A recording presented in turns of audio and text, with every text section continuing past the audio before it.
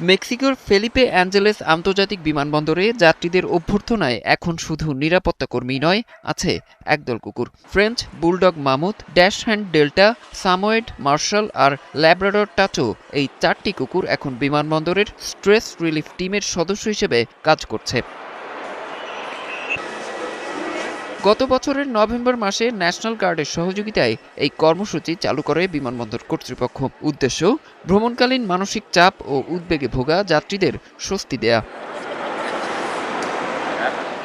কুকুরগুলো প্রতিদিন 1 থেকে 1.5 ঘন্টা করে দায়িত্ব পালন করে। বয়স কম হওয়ায় প্রতি শিফটের পর বাধ্যতামূলক বিশ্রাম দেওয়া হয়। কুকুরগুলোকে নিয়ে যাওয়া হয় বোর্ডিং এলাকা আর ওয়েটিং রুম সহ জনসমাগমপূর্ণ এলাকায়। দীর্ঘ ফ্লাইটের পর অনেক যাত্রী এই কুকুরগুলোর উপস্থিতিতে মানসিক স্বস্তি অনুভব করছেন বলে জানিয়েছে বিমানবন্দর কর্তৃপক্ষ।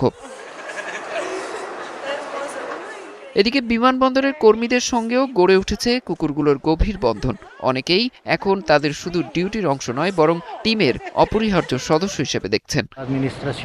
আমরা ওদের সহকর্মী হিসেবেই দেখি। আমরা ওদের পথ দেখাই আর ওরা মানুষকে পথ দেখায় কিভাবে একটু শান্ত হতে হয়, চাপ আর উদ্বেগ কমাতে হয়। এই উদ্যোগের সাফল্য দেখে বিমানবন্দরটির কর্তৃপক্ষ ভাবছে ভবিষ্যতে মেক্সিকোর অন্যান্য বিমানবন্দরেও এমন কর্মসূচি চালু করলে সুফল পেতে পারেন যাত্রীরা। অরিসুল ইসলাম, ৭১।